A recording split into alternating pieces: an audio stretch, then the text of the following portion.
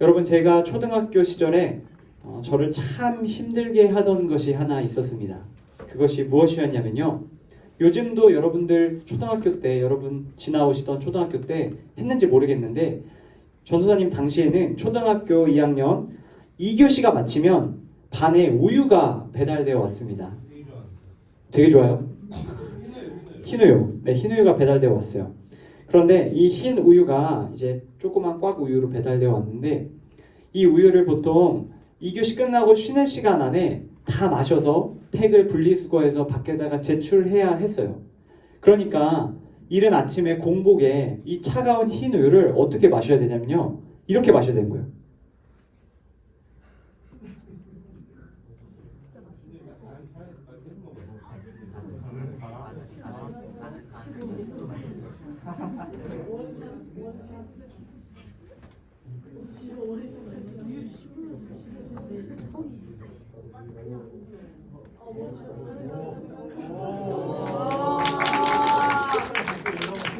와, 제가 우유 마셔보고 박수 받아보긴 또 처음이네요. 지금 제가 좀 늦게 마셨는데 그때는 진짜 경쟁하듯이 이걸 엄청 빨리 마셨어요. 엄청 빨리 마시고, 왜냐면 빨리 마시고 이걸 치워서 해야 되니까 다들 엄청 급한 마음으로 먹었습니다. 여러분 생각해보세요. 공복에 이른 아침에 찬 우유를 때려 마시니까 이게 맛이 없는 거예요. 집에서 편안하게 먹는 게 아니라 막 급하게 찬 우유를 먹다 보니까 이 우유를 마시는 시간이 너무나 고통스러웠어요. 저뿐만 아니라 다른 친구들도 특별한 맛도 없고 향도 없는 이 찬 흰 우유를 먹는 일이 굉장히 힘들게 느껴졌습니다. 그런데요, 어느 날 한 친구가 놀라운 아이템을 가져왔어요. 그것이 뭐냐면요, 제가 똑같은 걸 가져올 수는 없었는데, 자, 이렇게 생긴 스틱 안에 들어있는 코코아 분말, 이름하여 제티라는 것을 가져왔어요. 그리고 그 친구가 이거를 그 흰 우유 꽉에다가 붓고 막 우유를 흔듭니다. 그리고 친구들에게 보여주는 것이죠. 야, 이 안에 있는 우유를 봐라. 이 흰 우유가 어떻게 되는지 봐라. 보았습니다. 어떻게 됐냐? 색도 변하고 맛도 변하고 향도 변하고, 이름도 더 이상 흰 우유가 아닌 이름하여 초코 우유가 되었던 것이죠. 존재론적인 변화가 일어난 거예요. 그 흰 우유의 존재가 완전히 다른 존재로 변화했던 것이죠. 여러분, 초코 우유로 변화된 그 우유를 마시는 일은 모두에게 큰 기쁨이었습니다. 모두가 행복하게 그 짧은 시간 우유를 마시며 즐거운 이야기를 나눴던 기억이 있습니다. 여러분, 오늘 저희가 함께 읽었던 이 성경의 이야기 속에도 바로 이 흰 우유처럼 맛도 없고 향도 없고 색도 없어 보이는 평범한 사람들이 완전히 변화되었던 이야기가 기록되어 있습니다. 오늘 저희가 함께 읽은 성경 본문에 등장하는 이 흰 우유와 같은 사람들, 바로 베드로와 요한이란 사람입니다. 여러분, 이 베드로와 요한은 여러분 잘 아시다시피 평범한 사람들 중에 평범한 사람들이었습니다. 그들은요, 갈릴리라는 작은 시골 마을에 있던 어부였습니다. 예수님께서 이 두 어부를 예수님의 제자로 부르셨는데, 그때에도 이 두 사람에게는 특별한 것이 없었습니다. 베드로와 요한은 당시에 있던 많은 일반적인 사람들과 같이 세상의 영향을 받을 수밖에 없는 평범한 사람들이었습니다. 이들은 세상의 유혹에 흔들리기도 했고요. 세상의 죄에 물들기도 했습니다. 세상 사람들이 좋다고 말하는 것에 쉽게 이끌려가기도 했고요. 나중에 예수님을 따르다가 예수님을 저버리고 자신들의 삶으로 다시 돌아가는 그러한 모습도 보였습니다. 이들은 하나님보다 세상에 더 많은 영향을 받았던 평범한 사람들입니다. 그런데요, 바로 이 평범한 사람들이 오늘 전혀 평범하지 않은 상황에 놓이게 되었어요. 바로 오늘 본문 말씀 속에 등장하는 산헤드린이라는 법원에 소환되었던 것입니다. 여러분, 이 산헤드린 법원에 피고인으로 끌려와 오늘 피고인으로서 재판을 받게 되었습니다. 여러분, 이 베드로와 요한이 재판을 받게 된 이유는 다음과 같아요.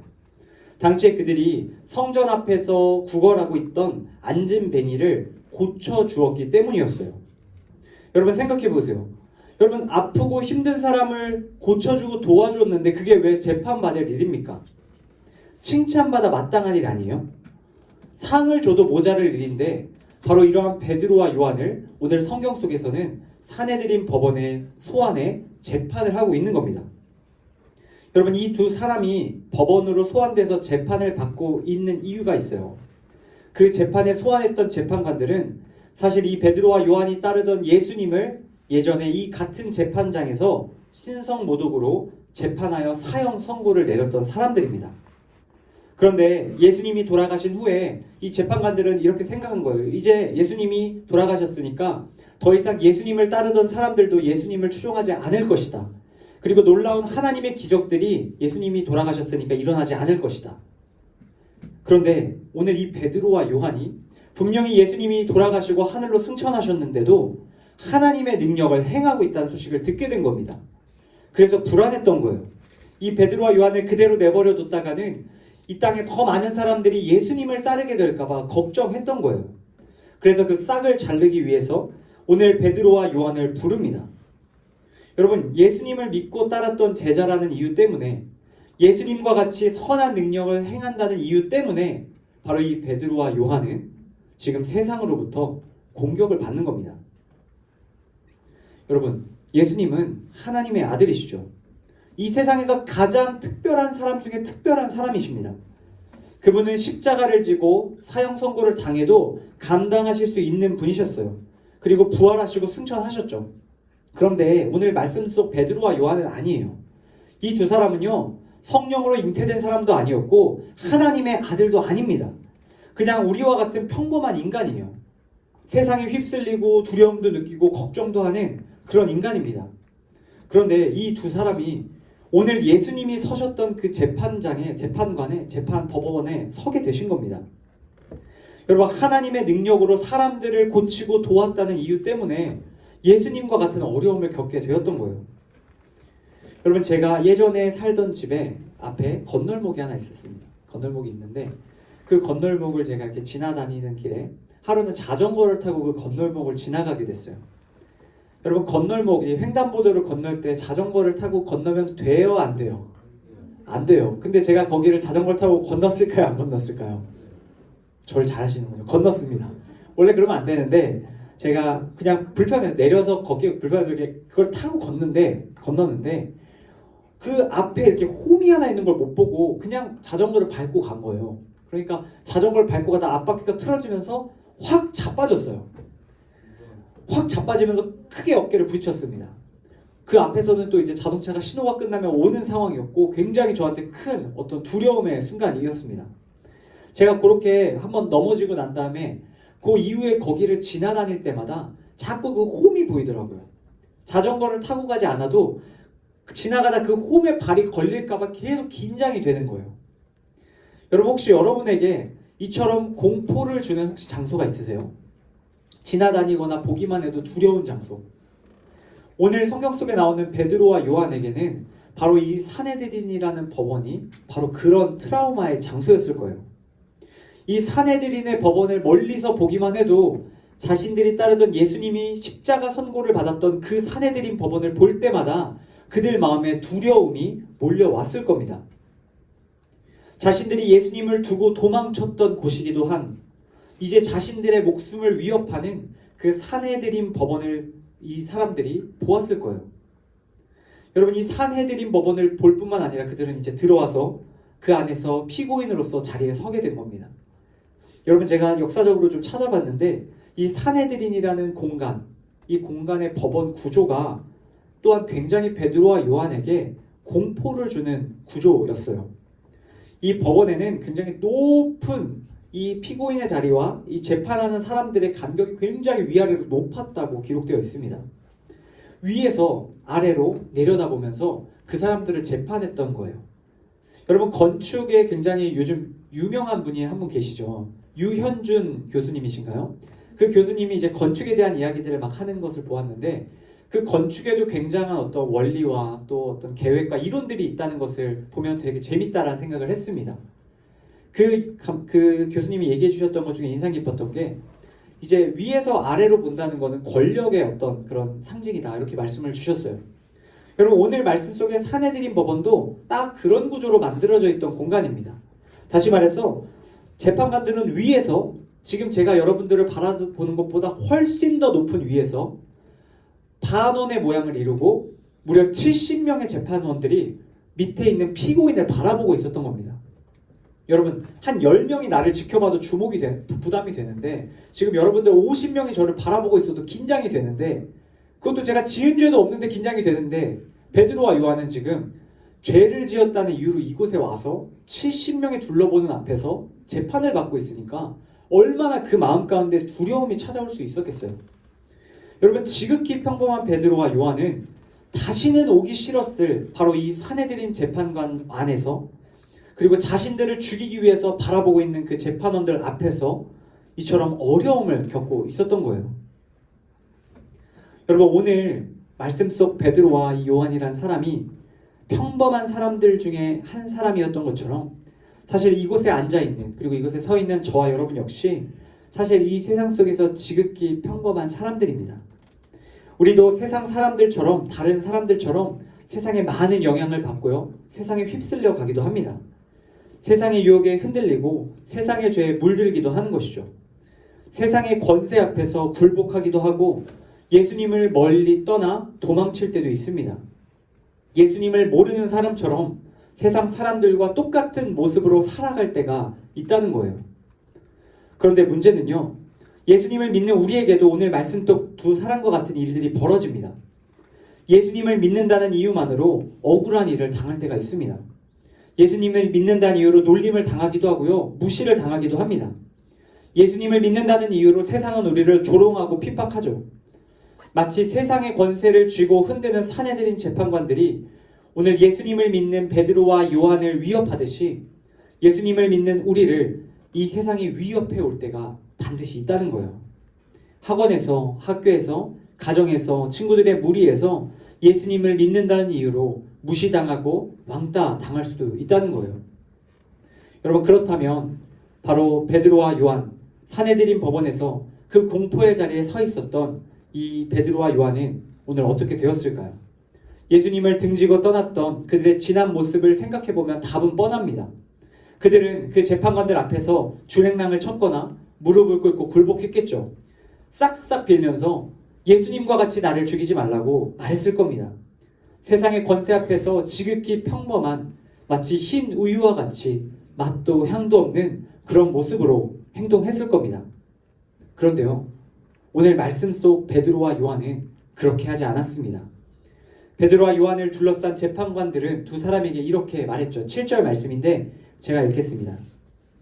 너희 같은 자들이, 형편없는 자들이 어떻게 병자를 고치는 기적을 행했느냐. 한마디로 이런 겁니다.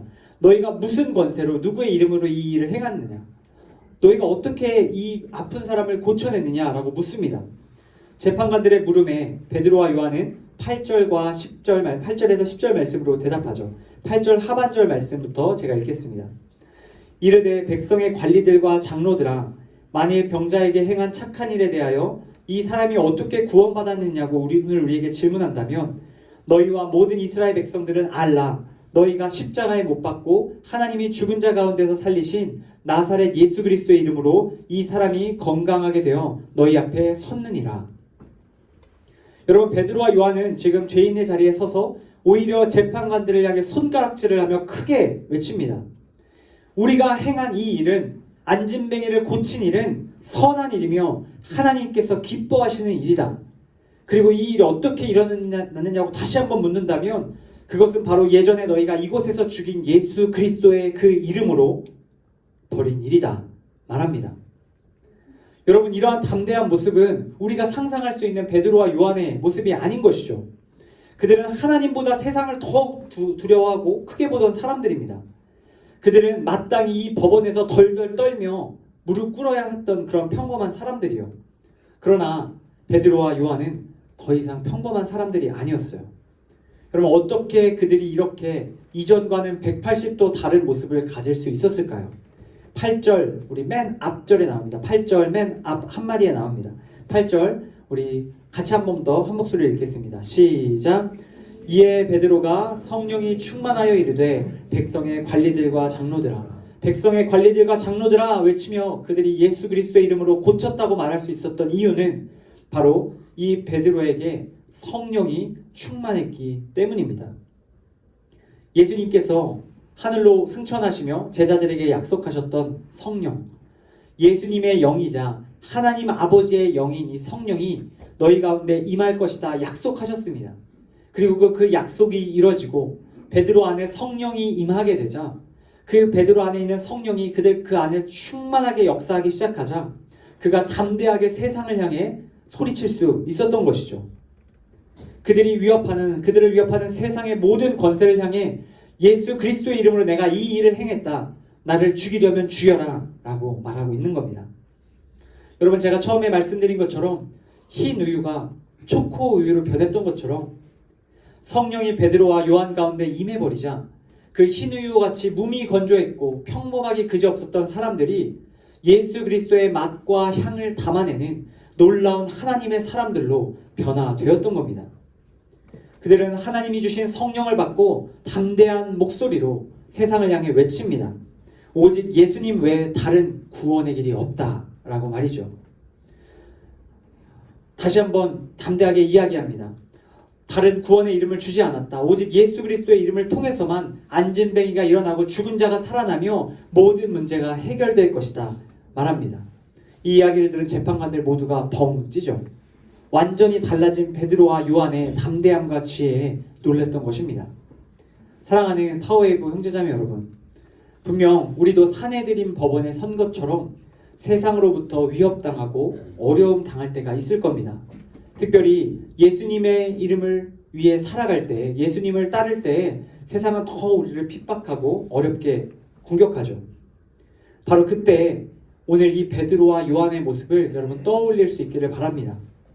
베드로와 요한과 같이 지극히 평범한 사람들이라 할지라도 하나님께서 약속하시고 예수님께서 말씀하신 그 성령을 받게 된다면 우리도 오늘 말씀 속 두 사람처럼 변화될 수 있습니다. 하나님께서 오늘 이 말씀을 기억하며 하나님 우리에게도 성령을 보내주십시오 기도하는 그 사람들에게 성령을 보내주시기를 원하십니다. 단순히 우리 개인만을 위해서가 아니라요, 하나님께서 우리를 통해서 우리가 속한 가정과 학교와 일터와 모든 삶의 자리에 예수 그리스도의 이름을 드러내기 위해 우리에게 성령을 보내주십니다. 여러분께 권면합니다. 여러분 안에 성령이 계신지 여러분 확인해 보실 수 있기를 바랍니다. 여러분, 성령이 계신지 계시지 않은지 확인할 수 있는 방법은 분명합니다. 성경은 우리에게 이렇게 이야기하죠. 예수를 주님으로 고백하고 하나님을 나의 아빠, 아버지, 나의 아버지로 부를 수 있는, 고백할 수 있는 그 고백이 있다면 우리 안에 성령이 계신 겁니다. 그러나 예수님이 나의 구원자라는 고백이 우리 안에서 나오지 않고 하나님이 나의 아빠, 아버지인 게 믿어지지 않는다면 그 안에는 성령이 없다는 것이죠. 여러분, 만약에 여러분 안에 성령이 없다면 여러분 걱정하지 마십시오. 하나님께서 사모하는 자에게 성령을 주신다고 분명히 말씀하여 주셨습니다. 여러분, 성령을 받아야 합니다. 성령이 있어야 우리가 예수님을 믿고 구원받을 뿐만 아니라 이 땅에서 하나님의 사람답게 오늘 말씀 속 베드로와 요한답게 살아갈 수 있기 때문이죠. 제가 끝으로 한 가지 짧은 이야기 들려드리고 말씀을 맺으려고 합니다. 여러분, 굿 윌 헌팅이라는 영화가 있습니다. 이 영화에는 윌이라는 맷 데이먼이 연기한 한 청년이 나오죠. 이 청년은 젊은 날에 여러 가지 문제를 일으키며 사고뭉치의 삶을 살아갑니다. 그러던 어느 날 이 윌이라는 청년은 숀이라는 상담가를 만나게 됩니다. 여러분, 이 윌이라는 청년은 천재적인 두뇌를 갖고 있었지만 어린 시절 학대를 당하고 상처를 받아서 깊은 관계를 맺지 못하는 굉장히 방어적인 인물입니다. 그는 자신의 감정을 숨기고 겉으로는 거칠고 또 냉소적으로 행동하며 자신을 돌봐주는 사람을 밀어냅니다. 숀은 그러한 윌이라는 청년을 진심으로 이해하고 공감합니다. 그리고 무엇보다 그에게 꼭 필요한 말을 들려주길 원했습니다. 이 윌에게 꼭 필요했던 말, 그의 지난 모든 삶을 새로운 삶으로 바꾸어 줄 수 있는 그 한마디 말이 필요했어요. 그 말은요, 바로 It's not your fault. 너의 잘못이 아니야 라는 말입니다. 여러분, 이 마지막 한마디, 이 숀이라는 상담가가 이 윌에게 계속해서 이야기합니다. 그것은 너의 잘못이 아니야. 너의 지난 그런 부족하고 연약하고 흠 많은 모습들은 너의 잘못이 아니야. 그 말이, 그 숀의 입술로부터 전해졌던 말이 이 윌의 마음 가운데 들어가게 되자 이 한마디 말이 그의 수십 년간의 삶을 회복시키고 변화시켰습니다. 그리고 이 윌이라는 청년은 완전히 변화되어서 완전히 새로운 삶을 살게 되죠. 여러분, 하나님께서는 우리에게 이처럼 꼭 필요한 한 가지를 주길 원하십니다. 우리의 지난 삶이 평범하고 부족하고 때로는 하나님 보시기에 부끄러운 삶이라 할지라도 그러한 이전의 삶을 완전히 변화시킬 수 있는 우리에게 꼭 필요한 한마디, 바로 우리가 필요한 성령을 보내주시겠다 말씀하여 주십니다. 성령이 우리 가운데 임하고 그 성령이 우리 가운데 충만할 때에 우리도 이전과 다른 예수 그리스도를 우리의 삶에서 드러내는 삶을 살게 될 줄로 믿습니다. 사랑하는 여러분, 이 세상 가운데 성령님을 의지하며 살아갈 수 있기를 바랍니다. 성령의 능력을 구하며 살아갈 때 여러분들 이 세상 가운데 담대하게 살아갈 수 있게 될 줄로 믿습니다. 바로 그 일을 사모하며 성령을 간절히 구하는 저와 또 사랑하는 우리 파워웨이브 친구들 다 되기를 예수님의 이름으로 간절히 축복합니다.